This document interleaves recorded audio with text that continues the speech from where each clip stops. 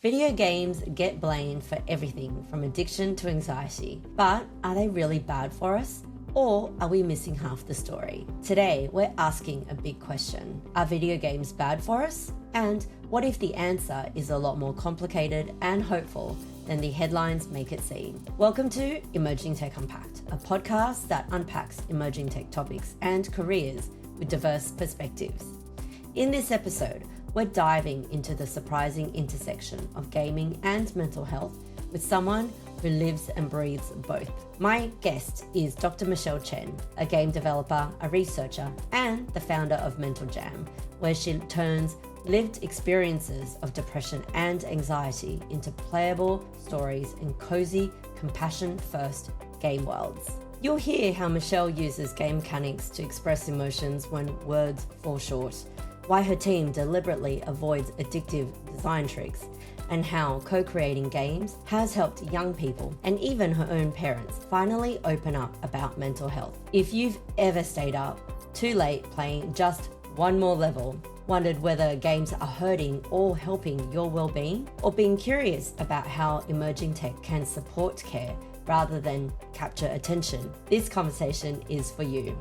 Get ready, we have a special episode sponsored by the CSIRO On Innovation Program, profiling an incredible scientist and technologist who is translating big ideas into real-world impact. My name is Lucy Lin, and I'm pumped to talk about gaming and mental health with a game developer.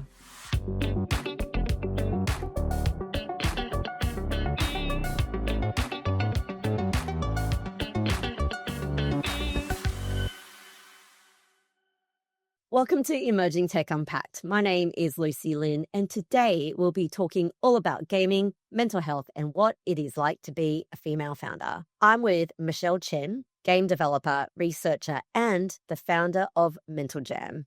I'm so excited to have you here, Michelle. Welcome to the podcast. Thank you for having me, Lucy. So I like to kick off with a bit of fun, and I know you're from the Philippines. I went there last year and I absolutely loved the country. Can you kick us off by telling us a fun fact about the Philippines?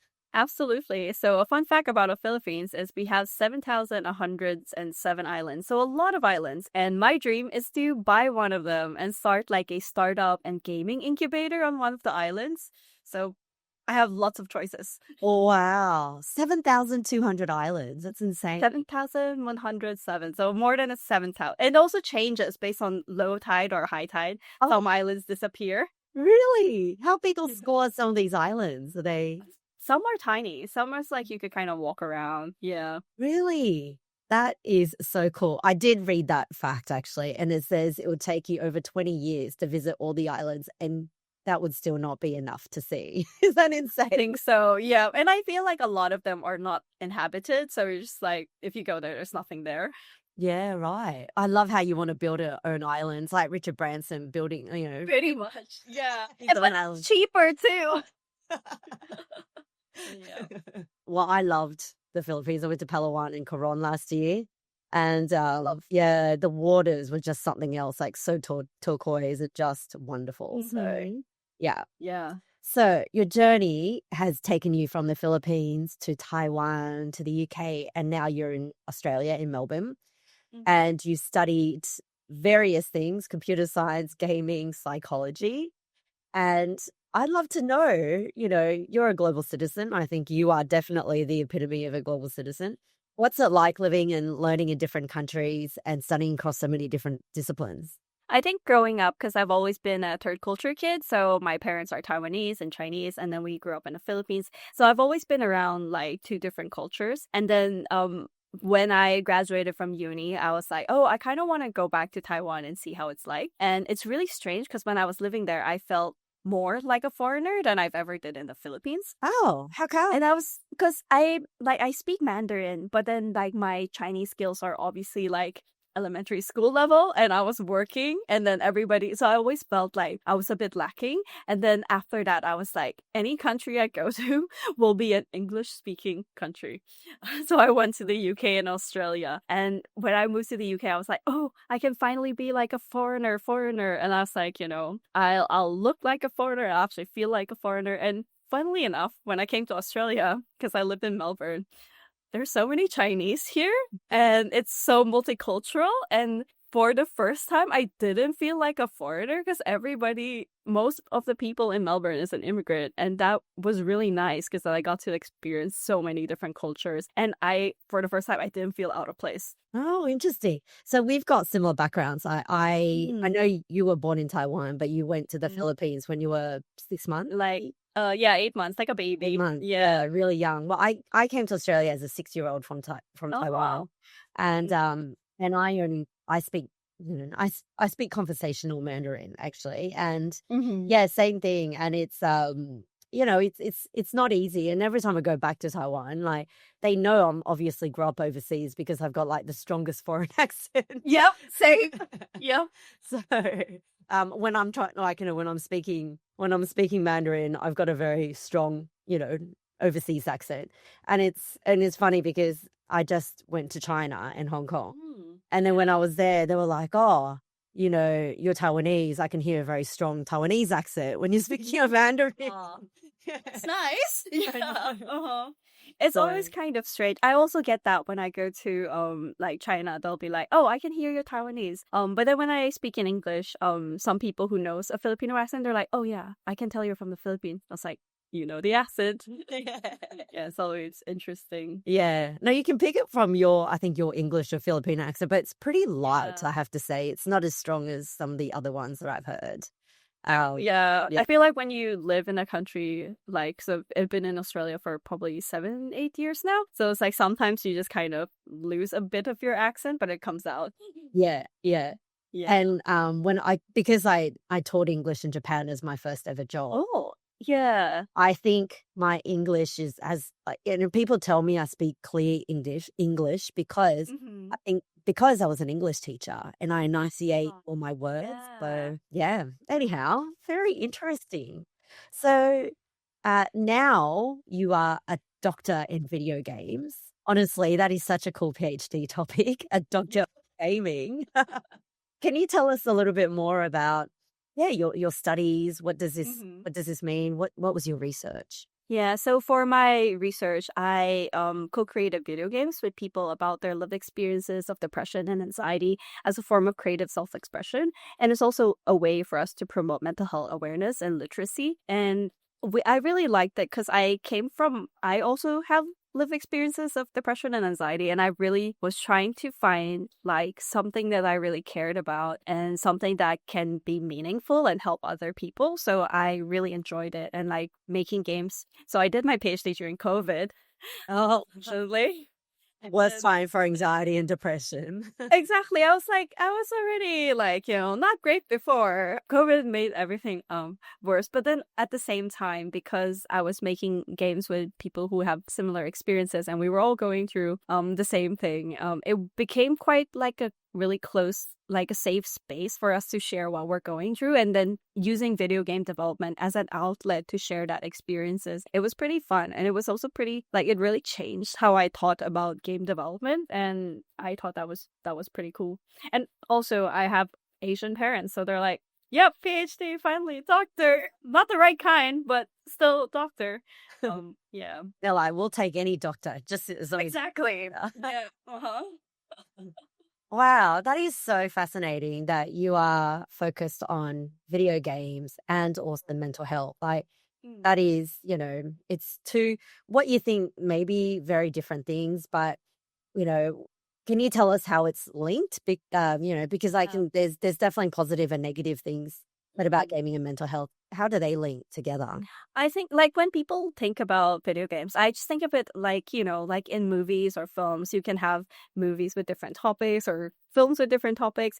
And in the same way, video games, you can make video games about anything. And I think mental health is I chose it because of my personal lived experiences. And I was I wanted to use video games as a way for me to share what I was going through in a different way. Because sometimes when you're writing a book or something, or sometimes I can't express what I feel using words. And also being a third culture kid, because there's always free languages in my head, so I can't really properly express how I feel in a language. But through video game design, I was able to do represent things in a different way. So for example, one of the games I made on my own is it's about this girl who is sinking. So it's called, and like she's swimming and it just keeps on drowning, and that's just how it feels like to me, because I feel like sometimes I just get really overwhelmed, and like I purposely made like the controls really difficult on purpose, and because that's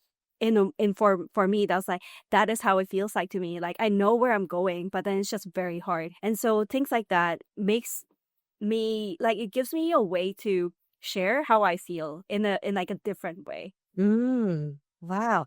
And because you've got a lived experience, I think, you would be the best person to create these video games, because then you're representing, the other people with the similar experiences. And how do you do that? Like, how do you express that? Like, how do you express this girl who's sinking in a video game format? What do you mean complex controls? So in the game, she needs to swim. So in the beginning, she just starts drowning, like she just sinks. And then she needs to like swim back up. But then like when you're trying to control her, it's really difficult. Like when you're trying to like click something, she might go like really fast or something. Or it just makes purposely makes it really difficult to control how she's swimming. And that's, for me, that's my way of saying that, like, I know that I need to swim back up, but it's just very difficult for me and I can't really express that. So it's like, through this game mechanic, I'm like showing that like sometimes you know where you're going, but it's just very difficult to do it. And like video games, so I come from a programming background, so like through video games and like logic is a way for me to share how I feel. And also like even with my like the games that I co-created with my participants, so one of them is an artist, and for her she's like, oh, when I'm depressed I felt like everything is black and white, like I can't see color.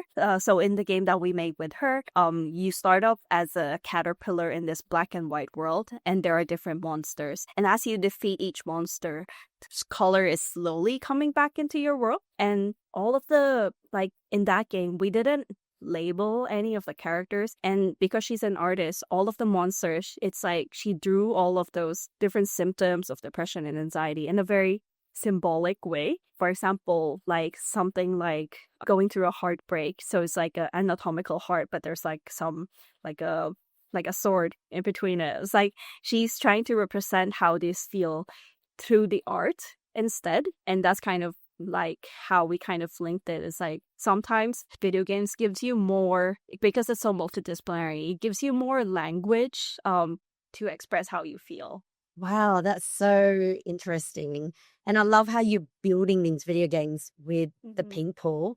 Is that who your audience is? Are you building these games based on your audience's lived experience and what they're going through? Or is it we're trying to identify segments and then we're building it for them? Or is it, based on your own experience type of thing? I think like when it's kind of open. So when I was recruiting, I was just asking for people who have lived experiences of depression and anxiety, who is currently in recovery. And they don't necessarily need to be game developers. They're just people with lived experiences who wants to give game development a shot. And because video games is so multidisciplinary, they can contribute to the game in different ways. So I'm a programmer, so I do all the boring coding stuff. But some of my participants, they are an artist, some is writers, some are like musicians, and so they all contribute to the game design, and they all contribute to the story of the games. And at that time, it was like we were trying to create these games based on how we feel and based on like try to use games as a way to express how it feels like. But we also release the games online, and it's free and people can play it. And we've also showcased the games at different places. So we've seen other people play the games. And sometimes so a lot of the participants I've worked with also come from Asian backgrounds. And then I remember being at Acme, and then one of the narrative in the game is very reflective. The museum. Yeah, Acme the museum. And then there's some of the topics of that game particularly reflects the Asian experience of being a perfectionist, or being like you have to like be very academic. I'm a PhD, a doctor. Yeah, like you have to be like the best. And then it was really funny because then so the participant who made the game, she was also there. So we were just like watching other people play, and then somebody else who also from an Asian background was playing the game. It's like, I relate to this so much. So sometimes you're like, even though we made it for ourselves, like we also kind of wanted to, like, as a way to kind of represent different diverse experiences, and hopefully other people who have similar backgrounds or experience similar things can feel like they're not as alone. So that's kind of our thinking behind it. Yeah, no, I love that so much because, yeah, I mean, like, you're building it for yourself, but then, you yourself is part of a segment. And to be honest, as Asians, I don't think we ever really talk about mental health, So I agree. really Yeah. thank you for talking about this because it's important. Growing up, like, there's no way any of my family members have ever spoken about mental health, like, but we all go through with it. But Yeah. I don't know, culturally, I just don't think we talk about it. And I don't know why. Do you know why that is? I think like Chinese culture, there's a lot of like face, like saving face, and they're quite concerned about how people perceive you. Oh, And it's then being weak if you don't, yeah, it's like you want people to always see like a good version of you. And then I feel like I grew up like always masking because I'm like, oh, I can't cry in front of people or I can't show that I'm sad or anything. I have to be smiling all the time. And that kind of like it becomes worse because then everybody would just see each other and they're like, oh yeah, that person's always happy, that person's always going okay, and then you feel like it's harder for you to express yourself. I remember, so my mom actually, she had postpartum depression after having me, but she never showed us. She was always like really happy and like she will always show that everything's going fine. And it took me doing a PhD about being depressed that she was like, oh, actually I've gone through the same thing. And I was like, but I never knew that. So it's kind of like, in a way, making these games and showing like very Asian experiences in the game. Like when people are playing, they're like, oh, I relate to this experience, and I feel like maybe it's okay for me to talk about it as well, because this character in the game who have very similar like backgrounds as me is trying to like be open and to kind of use that as a way to start the conversation,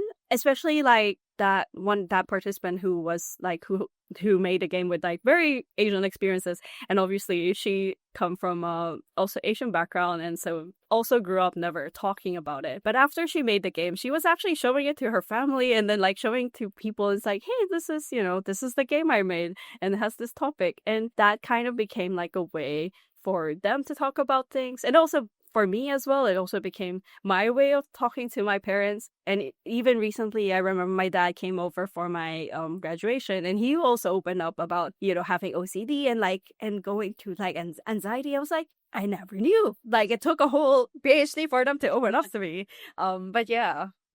Yeah, I feel like it's something that's kind of swept under the carpet, or you're kind of like, we're just going to get on with it and not tell anyone and just like, carry on type thing. Like, the stiff upper lip. That's the British, but I think Asians are similar as well. Pretty much just always show your like good side and just hide everything else. But nobody's perfect. Yeah. Oh, wow. Yeah.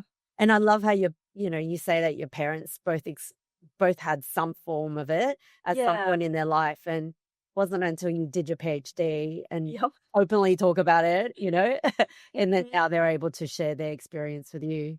Yeah, absolutely. It was really strange. Yeah, but I was also like really grateful. I was like, oh wow, my parents are like talking to me like in a deeper way, because Asian parents are pretty stoic.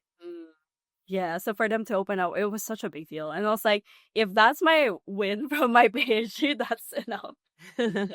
But yeah. Yeah. Oh, we can go down this rabbit hole quite a long. Oh yeah, absolutely. And go, well, why is everyone so stoic and not wanting to show face anyways? Yeah.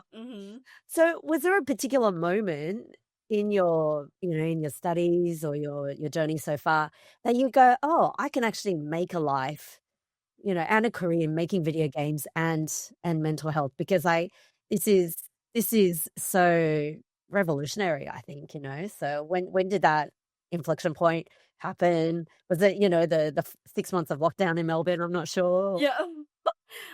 This one was way before. So, I did computer science, and then when I graduated, gaming was my first job. And it was in an outsourcing company in the Philippines, and we were doing like entertainment games, and so we weren't really doing games for change or games with meaning. But then I came across this game, and it was like about like this little boy that's going through depression, and it was the first time that I played a game that had such a topic, and that it was a very simple game, but then it showed me that, oh, like I at that time I was like, I thought that all the games that you make have to be like purely for entertainment, and it was the first game that I ever come across that had a deeper message. And then in a roundabout way, that the person who made that game ended up examining my thesis, so I had the best PhD examination ever because I was partially fangirling because like I reference a lot of her work throughout my PhD, and like she really kind of like, her name is Doris Rouge, and she literally, when I was like making games about like, so at that time a lot of the games are quite violent, so I was making quite violent games, and then at that time she showed me that there was a possibility of making games that are about like a different topic, like something that has meaning. And then like in that full circle moment for her to examine my thesis, and also she passed me, and I was like, we had the best examination, and she's like, oh, keep doing what you're doing. And I was like, you don't know what your work meant to me. So that kind of like, started everything. Oh, wow. I love that. I love how you were kind of like fangirling, Yep. your idol, and then she's the one who, Mhm. like was your examiner, which is Yeah. incredible. And I love that. And you do talk about, video games being violent because Mhm. I think I also, I was watching a bit of your videos and all that Yeah. too. And you talk about how before you were a video game designer for Mhm. gaming studios, and what they were making was purely for entertainment, monetization, etc. Mhm. And what you want to do is, design for empathy, reflection, coping skills, Mm. which is very different. Yeah. So from a game designer's lens, how are they different? Can you tell us, like, what is a, Yeah. commercial versus, more value-based gaming? Yeah, I think like so a lot of these gaming for entertainment purposes, they are built to be addictive. They are built for people to want to spend money because it's a business at the end of the day for them, and their goal is to get players to spend much money and as much time in the games as possible. And then now that we kind of shifted our perspective to like, we want to create games for empathy and games for like that what can help people. So even though like we were trained to do a lot of those really addictive things, we have to actively as a team, like, we know these mechanics can help, we can encourage people to play the game longer, but we're like, no, we will not do that. And it's kind of like going against a lot of like traditional video game design thinking. And we're like, for example, one of the mechanics in our game, so we have a spoon system which we kind of borrowed from the chronic illness community, and it's like every day you're given a limited amount of spoons, and when you run out, like, that's it. Like, you have to, I mean, of course, in real life, sometimes it takes longer to recover. But for our game, like, like the next day, then you could recover. So we kind of use that mechanic to kind of limit how long people can play the game. And so that is something that is kind of the opposite of what other companies does. So like a lot of like free to play games, they'll have like an energy system, but then you run out, you can buy more energy. So we're like, nope, that is not a monetization mechanic. It's a feature, and so it's kind of like doing things a different way. Yeah, no, I love that because as someone who was up till 2 a.m. playing Candy Crush last Yeah. night, and Yeah. Mm-hmm. right, it's so addictive. Yeah, Yeah, the yeah. sound, Mm-hmm. the would you like to pay Yeah. $4.99 and get this and that? And you're like, Exactly. no, I need to go to sleep, honestly, Yeah, yeah. So you have to kind of like go against all those mechanics to kind of deliver your message, because like, even though we're using video games as a way to like to help people, we have to like actively not do anything that will harm them. Yeah. So even things like, pay to win mechanics, a lot of the games have them. So for example, if you're losing, they're like, do you want to buy this? If you buy this, it will increase your chances of winning. We're like, no, we can't do that. then how do you make money? Because obviously they do that because it's their monetization. So, you buy extra skins, and Yeah. and you buy different levels, and like that's how they make money. So how do Mhm. you make money? If that's So what ours you're is not trying to. also, yeah, ours is also free to play, and they can buy things in the game, but they're purely cosmetic.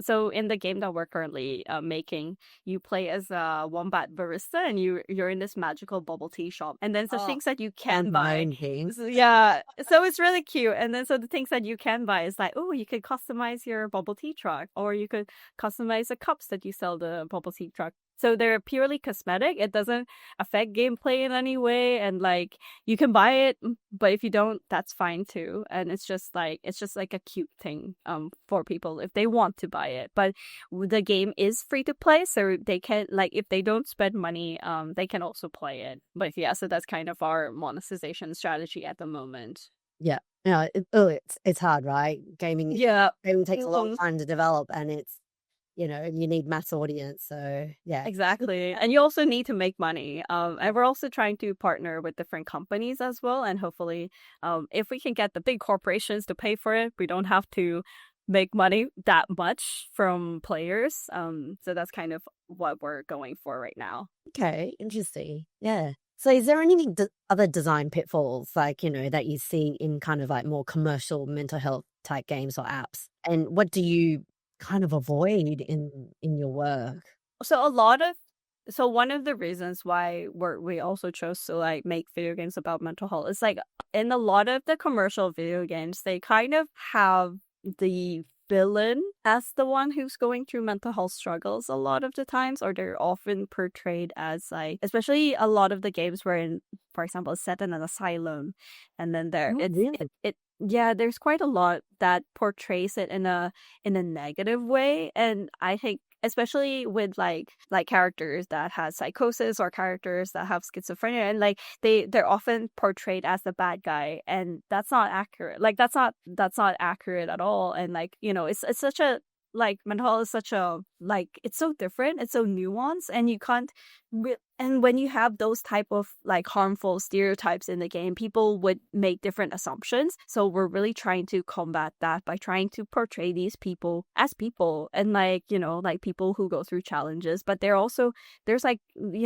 there's still good things that they can do. It's not like we're not just like a black and white, you're not like good or bad. So just trying to like try to have more authentic and more like diverse representations of what mental health is in video games. So yeah. Yeah, that's terrible how they've been depicted like that.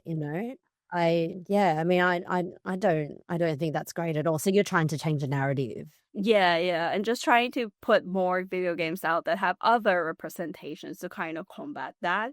Because loads of people go through it in terms of, you're saying Exactly. parents do, and it's an everyday occurrence, I feel, these Mm-hmm. days. It's not, doesn't mean that you're going to be in an asylum or something. Yeah, exactly. Yeah.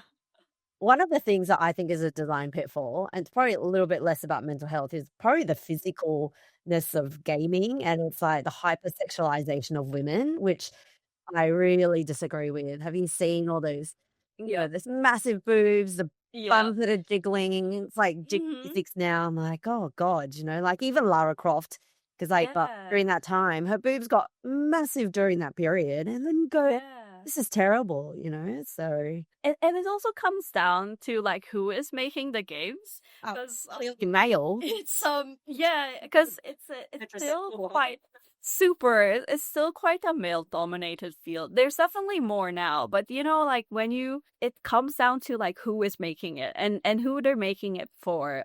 But there's actually an interesting statistic that in Australia, at least, there are now more female gamers than male gamers. Oh. Yeah, by a tiny bit. Like I think it's like more than 2% or something. Yeah.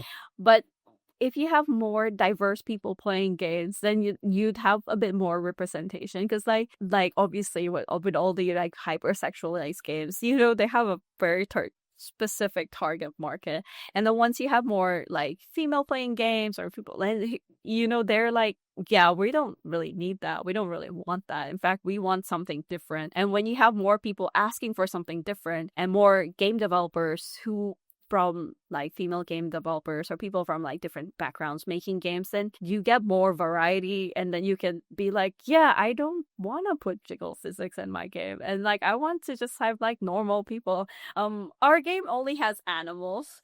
We just Like wombats, I like it. yeah, we're like yeah, we're like, do we want the characters to be human or animals? And that was our first deciding thing. We're like, do we want humans or do we want animals? And we're like, well, let's do animals. And we're like, what kind of animals? And we're like, ooh, Australian ones could be cute. I just went to Tasmania, so I was like, oh, wombats, they're the best. Yeah, so it's like then you can have more different types of ways of representing characters and games. But yeah. I think it's one thing to have more female gamers, which is great, but I think it's also really important to have female game developers and designers, you know, because like as many female gamers, but if you're still putting bloody, you know, just jiggle physics stuff in there, you know, that there's so what's the split between? And it's great that there are more female gamers in Australia, but what about female, you know, game developers? So that is a bit sad. So I think it's a 22%, so not great. Oh, okay. Yeah, and that's also split between different roles as well. So there's definitely more people making games, female game devs making games now than when I started. So when I started in game development, in practically every company that I was at, I would always be the only female developer. The only time there was another female game that was my first job, because I asked my friend so we were thesis mates, and then I invited her to go to the same job as me. So that time there was two of us.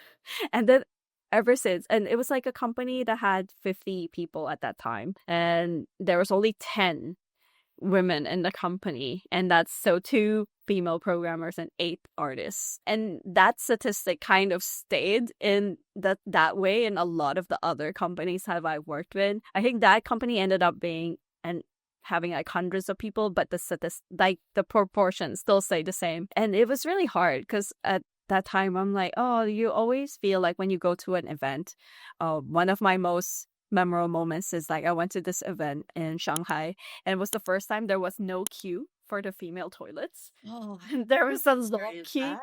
Yeah, and it's such a long queue outside the male one. I was like, never seen that before. And that became like that moment. It's like, oh, we need to encourage more female game devs and try to go to like so one of the things I do is I go talk to schools, I go to libraries, and I try to talk to kids and try to like introduce what game development is to them, and like try to convince them to like, oh, maybe you want to make games someday.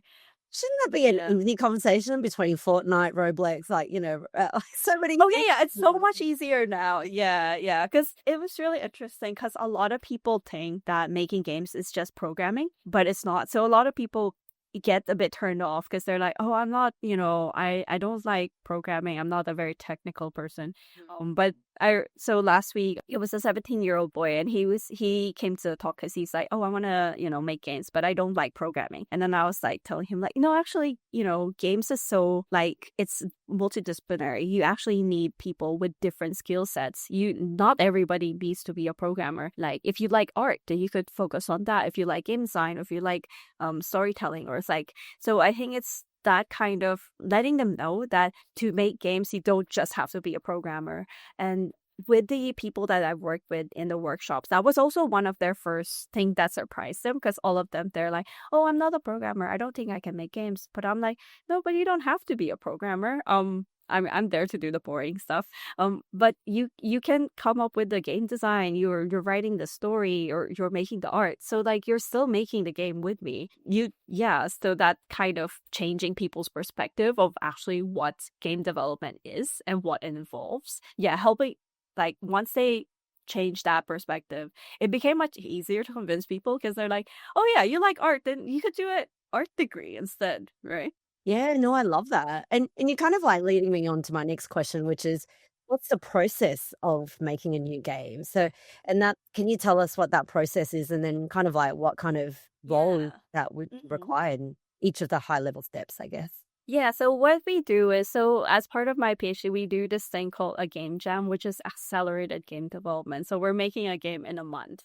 Oh, and it's Oh, so like a from hackathon kind of thing. hi, yeah, like Hackathon. yeah, like a hackathon. And we start by coming up with the concept for the game. So usually we'd have like a huge brainstorming session, and we kind of broke it down into like the different pillars of game development. So there's like the narrative, the game design, the art, or music. So we kind of break it down into like, oh, what kind of game do you want to make? And we kind of do it like a very open discussion. We'll have people like, so I use Trello a lot.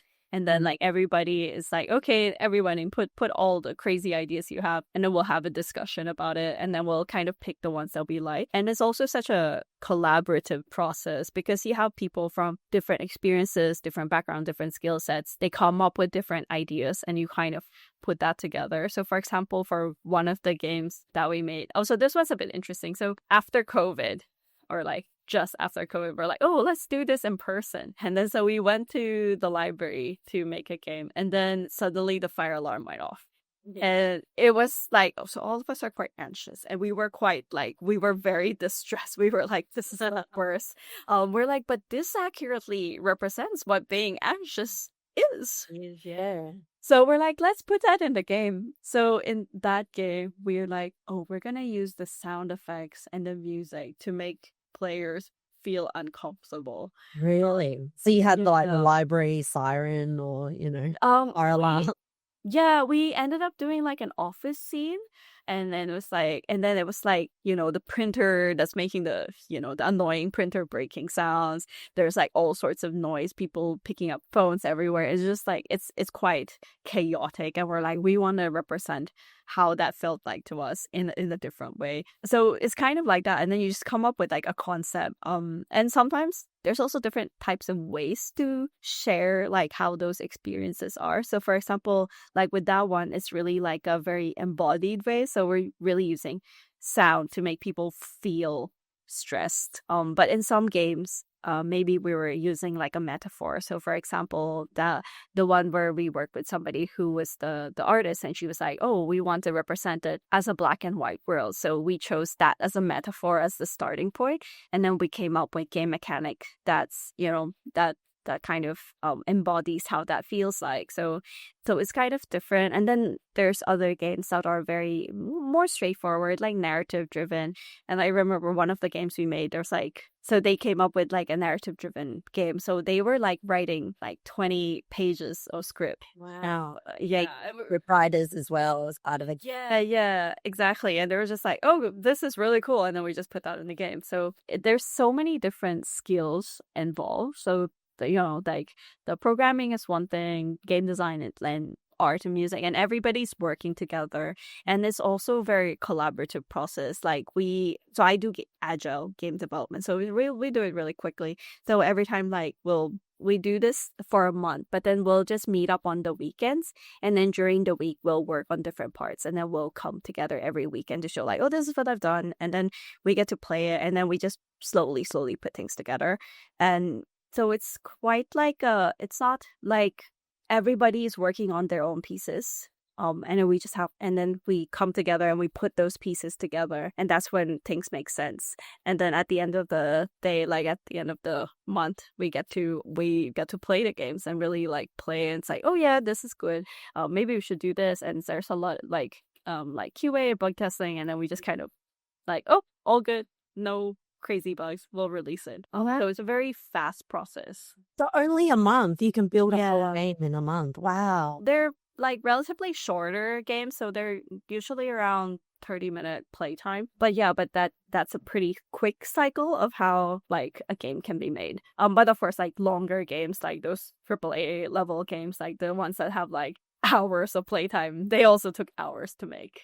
Yeah. But yeah. Oh, probably days, years, months, Yeah, probably years. Yeah. It's all proportional. Like if you make a small game, it'll take a short time. If you make a big game, that time will blow up. Yeah. Well, like, we play like a massive one, like, Halo, all that. That would take take to kind years. Yeah. And lots and more people. Yeah. Oh yeah. That's so interesting. I love how you walk through that. And great to hear that there's so many different skills that goes into game development, isn't it? It's Yeah. not just the programming piece. To need to think Yeah. about music and script writing and all of that too. Yeah. Really important. Many headlines paint gaming as being harmful or maybe even a miracle cure. I'd love to hear your opinion about what do you think is misunderstood about gaming, or what are some of the things that are oversimplified narratives about gaming and mental health as well. I think I would definitely say it's like not all games, because if you play a violent game, naturally that will kind of encourage more violent behavior. But if you're playing like a cozy game, like a gentle game, then maybe not. So it's because a lot of people tend to put video games in just one bucket, but at the same time, it's like movies. Movies, you have different genres. There's like horror movies, thriller movies, or like rom-coms, but you can't put all of that in the same category. So a lot of people tend to oversimplify things. They'll be like, oh yeah, games are violent, games are addictive, but true enough, there are some that are really violent, and there are some that are the shooting ones, like they're very exactly yeah. So there are really violent games, but there are also like not violent games. Hey, I was playing Candy Crush and Tetris, Yeah, see, so and also like Tetris has been like there's research about like people using Tetris to help with PTSD. So like you can't really oversimplify things and just put one thing in a bucket. But I think that also comes down to like, how kids, I feel like parents should be moderating what kids play. Because I know like, with like movies, there's like the rating system. Games also have a rating system. But sometimes it really is up to the parents to kind of like really moderate that, and you're like, don't let your kid play a violent video game. Yeah, I love how you have that connection between between gaming and movies, because it's exactly the same. Like, I love watching thrillers, and sometimes watch like war films and things like that. And then there's lots of violence in those films, and yet yeah, some of the media portray them as that's going to go into more violence in real life. I mean, that's what they're trying to link that to video games as well, but a lot of people don't. So you can't really just blame video games and movies. Yeah, you can't just blame like one as a whole. Yeah, true. And can you because you're building a lot of video games for younger people, and I've heard that you're building them for like 18 to 25-year-olds, and you do a lot of rigorous like interviews and stuff. What have you learned about consent and safety and boundaries when you're inviting these young people to turn their depression and anxiety experiences? Because this is a very sensitive topic. But how do you make that into kind of like playful stories that is that's okay to share?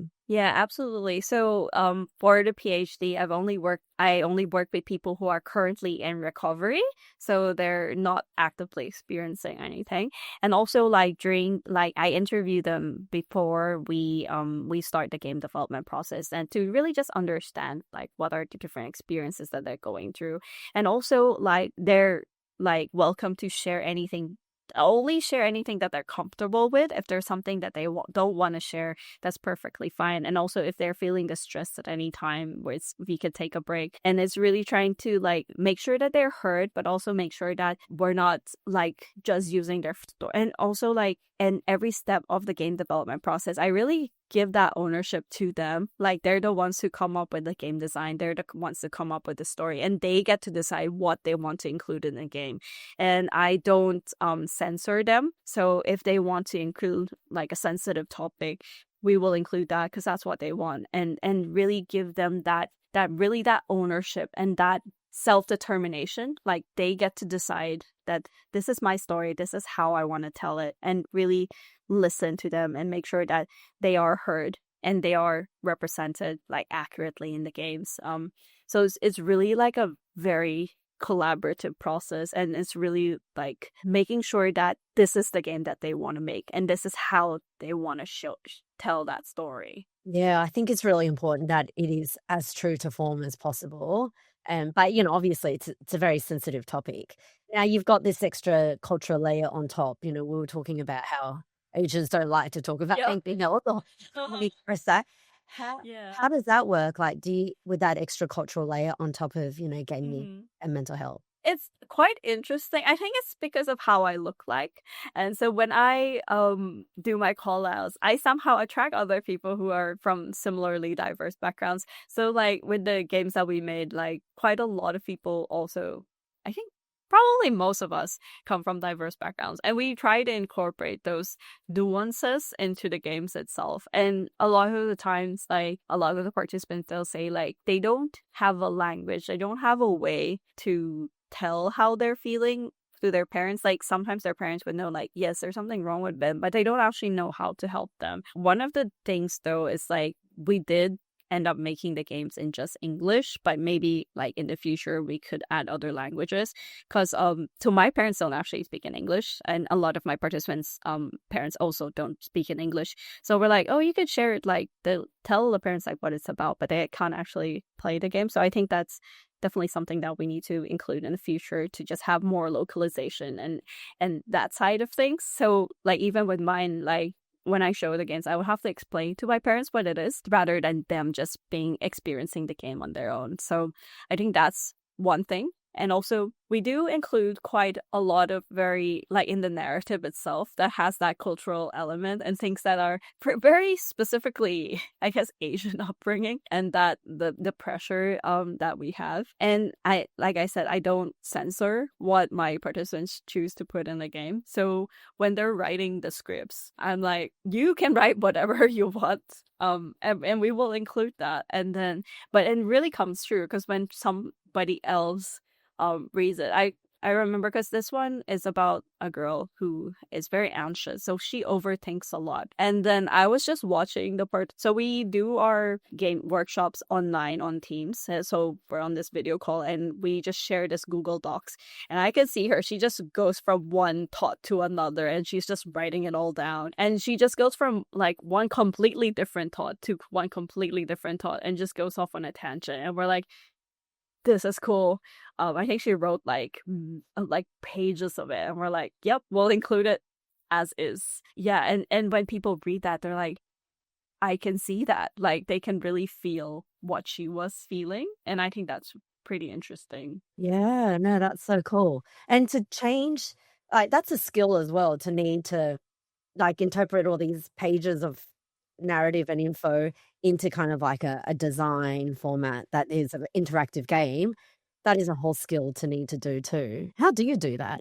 We do use we use a game engine, and then the game engine's narrative, we're using like an external plugin that allows us to actually just literally copy paste what's on the Google Doc into the game itself, and it will just run itself as a dialogue. So it doesn't really take like that much, because we already did a lot of the back end work on how to make it run. So it's like I literally just copy paste their pages of script into the game. And it'll just like work magically on its own. Ah, that's good. Well, that's how you get it down to 1 month of development, right? Yeah. I was like, I wasn't like implementing too much. I was literally like copy paste. Yep, that will run. Okay. Yeah, and it will just like run as a dialogue, so there'll be like animations and like That's one thing I do like about gaming, because it's very interactive, right? So you're kind of educational, you're learning, but it's an interactive perspective and etc. Exactly. So I want to go back to you. I know that you are a founder of this gaming studio that you have. Can you tell us why you want to be an entrepreneur? What sparked that interest and started, and why did you start in Mental Jan? Yeah, I think it still comes down to my lived experiences, and I was really trying. I tell people, so the reason why I went to all the different countries was because I was depressed, and I tell people I had a quarter life crisis, and I did. So I reached a point when I was making a lot of games. Some are quite violent, some are very like really monetization. They were not that great games. And then it made me kind of reflect on who I am as a person and what I do. And I was like, oh, if I'm making something that could be harmful to people, like, why? So I kind of had that quarter life crisis moment where it's like, I don't want to do this anymore. I need to find like a different way of doing things. And then that's how I quit my job in Taiwan, and then I moved to the UK where I did the master's degree. And when I was doing my master's degree, I was like, oh, I can make a game that I don't have to care if it sells. I don't need to care if people will buy it or spend money. So I made a game about what depression felt like to me. And that kind of was the first time that I made something for myself. And it was I was making like I was trying to like show how it feels like to me in a very abstract way, and like, but I didn't want it to just showcase my experiences. So at that time I used a platform called Hit Record, so I can kind of openly ask people to share other experiences. So I was like, oh, you know, what does depression feel like to you? And people can submit stories, people can submit music, art, and I was blown away because me coming from Asia who never talked about mental health suddenly like had strangers on the internet sharing really deeply personal stories, and I never experienced that like ever. And it was my first time being in that space, and I was like, it makes me feel sad that other people are going through these things, but also for the first time I didn't feel alone. And then I incorporated a lot of those into the game that I was making, and that kind of changed the way how I made games, because I was like, this is really cool. I got to make games with like hundreds of strangers on the internet who I've never met. I remember because one of the music had an original composition, and so I don't know this person. I only know their like username, and they made this lovely music for the game, and that kind of sparked that. I was like, this is a really cool way of making games. I want to try to make more games with other people, which kind of brought me to Australia for the PhD. It's like, I want to keep doing this. And so going through the PhD, I was like, I want to like, so it's really a co-creation and participatory action research, because I really enjoyed making games with other people and making games that mean something. And so when I graduated, I was like, I want to keep doing this. And so that's why I kind of, so my startup spin out from my PhD, and I felt that like there was kind of two ways of doing things after PhD. It's like, do you do it as a postdoc or do you do it as a startup? And I really enjoyed the fast-paced scale of a startup, because I feel like to commercialize my research as a startup, I am able to do things much faster and put the games and like actually like literally putting the games into the hands of people much faster than academia. Academia is slow and video games is fast, so I was trying to find like a good midpoint, and that kind of is why I'm like still keep on doing this, because I was like, I feel like this is something that I really care about, and doing it as a startup gives me more control and also gives me like that speed that I really liked. Yeah, nice. And so Mental Jam was actually part of the CSIRO on Innovation program. Before you joined on, did you have a lot of challenges that you found? And, you know, did the program help you unlock? And was there a specific moment that really helped you in the process as a founder, would you say? Absolutely, because before I joined the On program, I was doing a lot of startup programs, and a lot of startup programs is like do things quickly and fail fast, which is like kind of the opposite of a research background. So it's like, and doing the CSIRO program, because all of us are researchers, all of us come from a research background, and we're quite, I would say, like meticulous, or like we wanna spend time validating. We want to make sure that things are like, you know, that things actually make sense and really validate the problem. So one of the challenges that they gave us is like, you need to go talk to 100 people, like you need to conduct 100 interviews to actually validate the problem, to actually make sure that this is like you're making something that people actually need. And for me, I'm an introvert, and then when you tell me to talk to 100 people, that scared me initially. But I'm also like a very competitive Asian. So if you give me a number, I will do it. So me and my team, we ended up doing more than 200 interviews, and like really going to that grassroots level and talking to people and trying to understand like what is the challenge that they're going through. That really helped us clarify a lot of the things, because like initially we're like, yes, we know mental health is a huge problem. We need to solve it. And we thought we need to solve the whole problem. But then like talking to all these people made us realize that the biggest problem is access. Is that while there are a lot of traditional mental health support available, a lot of people don't have access to them. And it's due to like, the cost. It's really expensive. There's long wait times, like 6 months. That's a average time for you to see your psychologist, and that's too long. And so that really helped us understand that we're now focusing on that early intervention space, where like we want to be that immediate solution that people can have access to while they're waiting for their therapy appointment, or when they're now in recovery. A lot of times like support kind of peters out when you're feeling better, but you kind of want to maintain that. So we're now focused on that early intervention and that recovery phase, and doing the CSIRO program and talking to all those people really helped us understand that this is the space that we need to be in. Yeah, no, that's so good. And that's so good how you ended up pivoting your company to a new audience. That's probably more relevant for you. So that's so good. I want to do a few quick fire rounds. Yep. Because I'm really interested in skills, but let's make it like, quick fire. Let's do that. There's, skills is something I think is really important. And we spoke a bit about, the gaming developer skills that you need. What are 3 skills that you think is really important to be a successful game developer? I think creativity and problem solving and resilience, because you'll face a lot of failures, but you just have to keep going. Yeah. Nice. What would you say is one underrated skill or unexpected skill that has proven valuable for your career so far?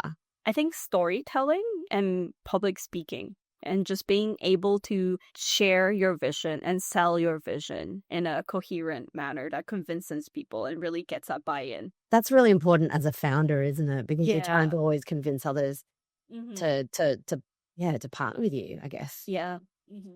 Skill prediction. What is one skill that you think will increase in value and why? I think still same, like communication skills, like, because a lot of people are quite, like, a lot of technical people tend to, even myself, I'm an introvert, but I think about it as a job. So like, I know as a founder, I need to be able to communicate well, and I need to talk to hundreds of people. So having that skill, I think, is really valuable in everything that you do. Nice. Was it hard to talk to 200 something people as an introvert? So hard. And I feel like that's the hardest thing I've ever done. I was like, oh. But I have a team, so we kind of divide and conquer. So it's not just me talking to 200 people. Yeah. Yeah, I can imagine that being very scary. So yeah, every time I have to talk to someone, I'll just be scared. I was like, what do I say? I don't know these people. Because we did an open call out, and like I set up like a Calendly link, and then people can just book in. And so I show up in each meeting, and I don't know who I'm talking to, and I'm kind of always just freaking out, but still trying to that communication skills, that really leaning into that. Yeah. Well, hey, you're talking to me, and I think you sound wonderful. So yeah, it's all that training. No, but yeah. So our world is moving so quickly. What would you say is going to be the future of all this emerging technology that is going to impact mental health? You would say. I think there's quite a lot of Okay, AI is one of those rabbit holes I'm not sure if we should go into, but I think, like, how do you leverage, like, AI is it's gonna be there. It's not going away. And it's just about how can you use it responsibly, and also how can you leverage it for good and make sure that you are doing things ethically.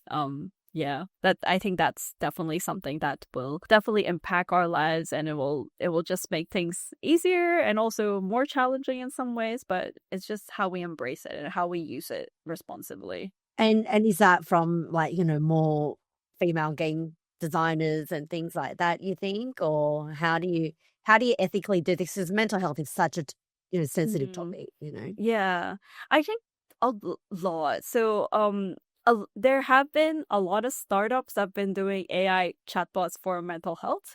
I'm not sure if that's the best approach to do things. So you have to make sure that a lot of times AI will not contradict you. And when you're in a vulnerable state, you can't have that. And like trying to make sure that the AI model is trained properly, or like the content that you train the AI, because a lot of these LLMs, they're just trained with like all the things in the internet, and you can't really filter that. And like if you were to use AI NPCs or AI chatbots, make sure that the AI is trained in a proper way, that they will give you responses that are safe and things that are like ethical and things that won't harm you. So that's on the mental health space, but also in the gaming space, there sadly have been quite a few companies that are now using AI to replace artists, and I thought that that's so fun. Yeah, they are actually like taking over some people's jobs, and that's really bad, because they're like, art is such a like it's a human thing, and these AIs have been trained on human made art, and they didn't ask for consent. They didn't really like ask people if they can, like one of those biggest things, like, oh, they'll have AI create something from Pixar style or Ghibli style, but I feel that. yeah, and that's blatant copyright infringement. And so like if you were to do something like that, make sure that like make sure you're using the AI responsibly, or not. Like hire human artists. Like what our artist, she's a fresh grad, and we're like, she's really cute. We're like, do you want to use AI? Do you want to take her job away? So yeah, just trying to use things responsibly. This is like, a huge hole in terms of, I know it's a rabbit hole. It's like and it's like that would use AI art. Yeah, my brother-in-law is in the entertainment industry, and he hates AI. Yeah, and then I keep promoting it. So, it's like, why are you taking something that's really human, like human experiences can't be replaced by AI? Like if you're making games for people, like make sure it's like by people. Like they wouldn't know what humans are actually going through. They just think of it like, at the end of the day, those are language models. They just know how, like there's AI is a rabbit hole. it's a slippery slope, isn't it? Because Exactly. from a studio's perspective, a gaming studio's perspective, it's good to use AI because it's efficiency, it's cost cutting, it's like less head count, less people pay. So from that perspective, I understand it, because we go back to the monetization and the commercial angle. But then from a user's perspective, and it's an artist's perspective, it's not good. It's it's copyright issues. It's probably six fingers. Yeah, exactly. And you're not necessarily doing it better. Even value, and you go. Yeah. We ran an experiment on trying to use AI to do some animations for us, and I've never seen a more horrific animation in my life. It's like, yeah. And then we're like, nah, we need humans. How do I feel about this? I feel right now we're in this point where we're still exploring, and I feel like AI is definitely not going away, and I don't think it should or will. But at the same time, like, we really have to think about the human aspect of things, and, what can we do versus what the machines can do. And I think that line is still a bit blurry, to be honest, but it's becoming more clear. And I think if you need anything that's creative, I'd like to think that's a human thing. And then you can use the machine to kind of do anything that's like repetitive. I agree. I'm like, if the AI will generate all the trees in the background or like grass, that's fine. And then like the humans can spend time doing creative stuff. You're doing thousands of those trees, Yeah, exactly. Right? Yeah. So something like that is fine. Or something boring. Like if AI do all the boring stuff for us, that's okay. It's the creative stuff that I think you want to hang on to from a human perspective. Exactly. Yeah. So how do you see games fitting alongside traditional mental health services in the future? Do you think it would be a bridge, gaming to mental health, or like a complement, or maybe even slightly something completely new? I think we're definitely trying to complement it, or trying to be that in between. Like really, we don't want to replace traditional mental health support. We're just trying to like give people like an alternative while they're waiting for their next appointment, or like also giving people the power to kind of maintain, like cope with their mental health themselves through the game, and like giving people more autonomy. And I think like at the end of the day, like if you're spending 6 months waiting for your therapy appointment, that doesn't mean the mental health support system is working. It's clearly like inundated, and like we want to be in that space where we're helping people who are waiting, helping people who are still in that early intervention space. So it's definitely like a complement. We're not trying to replace them. Do you think a lot of people are using, well, go back to the chatbots, a lot of people are going back to the chatbots to kind of like use that as therapy for themselves?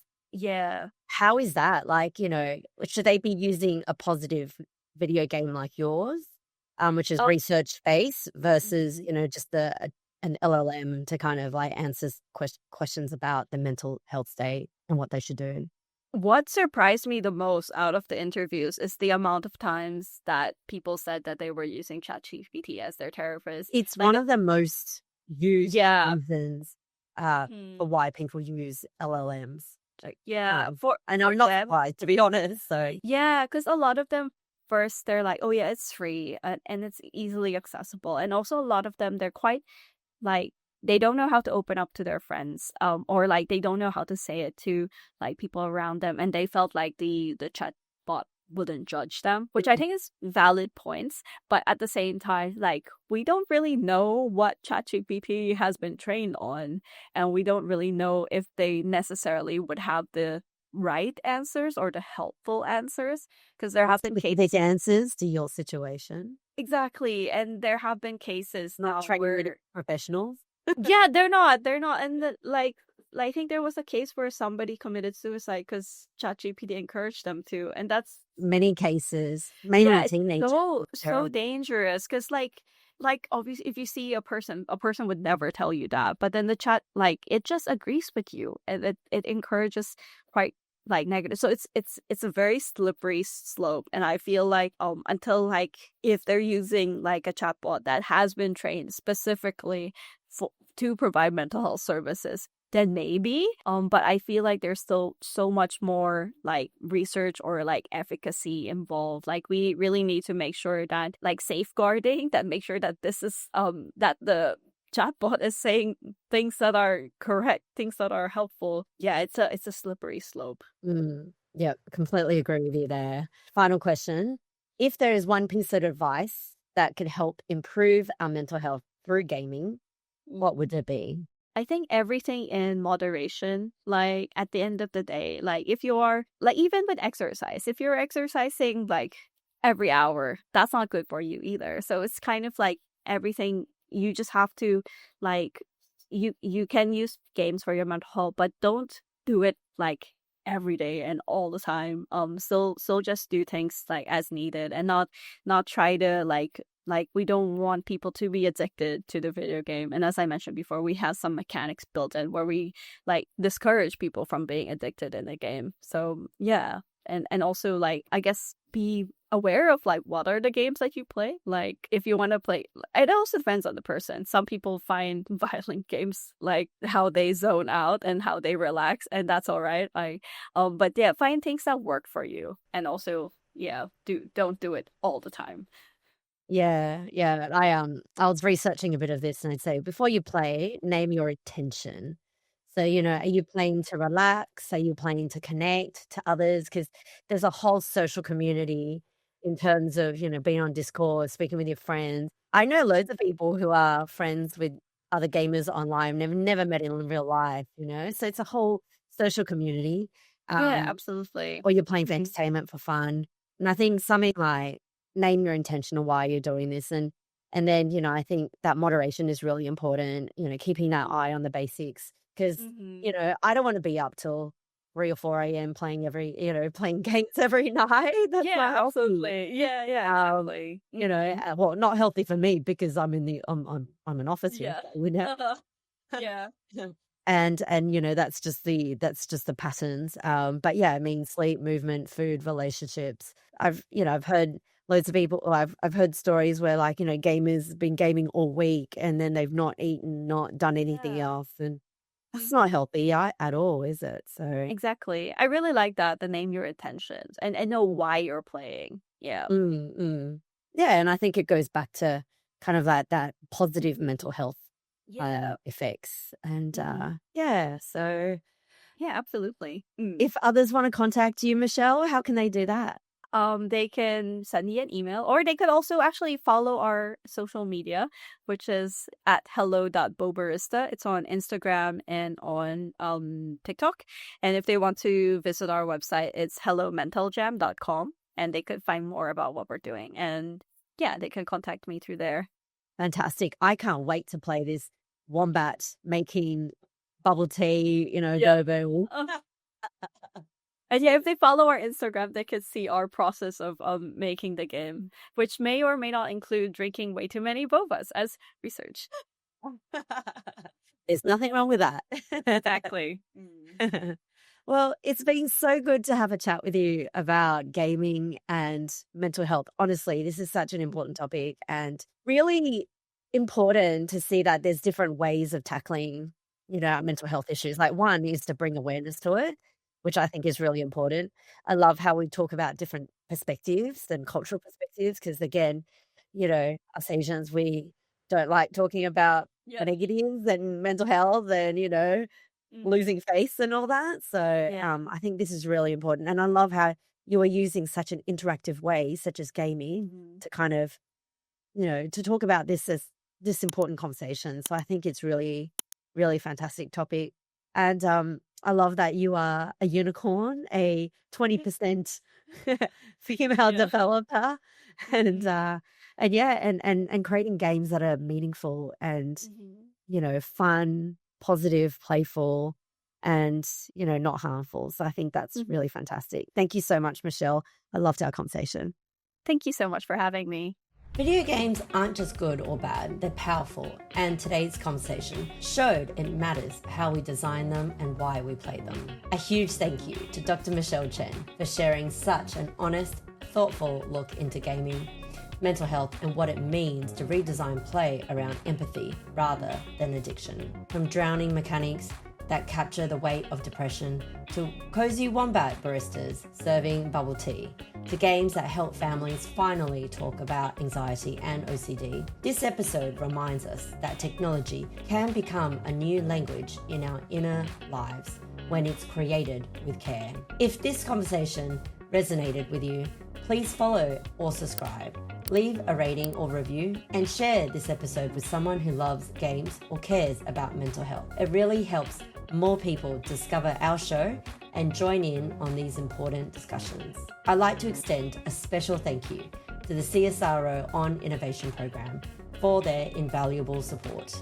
The On Innovation Program has played a pivotal role in helping researchers and founders like Michelle to bridge the gap between academic discovery and real-world impact. Through hands-on learning, expert mentorship, and a vibrant network, the On Innovation Program empowers deep tech founders to turn innovative ideas into practical solutions that benefit society.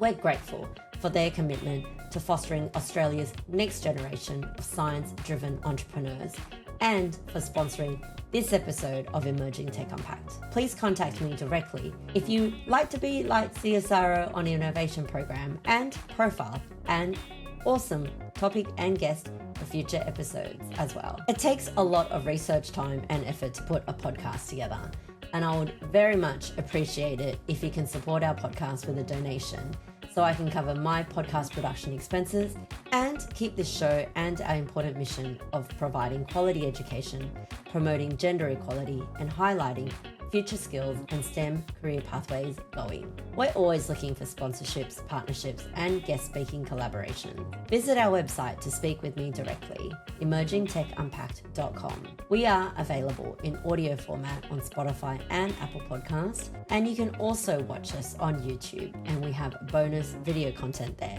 Make sure to tap the notification bell so you will be informed of our latest episode drops. We're active on social media, so make sure to subscribe, like, and follow us on our channels, LinkedIn, Instagram, TikTok, and Facebook, to stay updated with the latest news and content. To get in contact with me, you can find me on LinkedIn by searching for Lucy Lin, or on my website, lucy-lin.com. We welcome all feedback, and we will be very grateful if you can help us grow and spread the word by forwarding this episode to a friend and giving us a 5-star review. Thank you so much for your attention. My name is Lucy Lin, and thank you for listening to Emerging Tech Unpacked. Before you close this app or pick up a controller, ask yourself one simple question. Is the way I'm gaming helping my mind or numbing it? Gaming isn't automatically good or bad for our mental health, but when we choose games, communities, and habits that leave us feeling more connected, more understood, and more rested, we're already redesigning play in our favour. Thanks again for joining me, and until next time, take care of your mental health, online and off. See you in the next episode soon.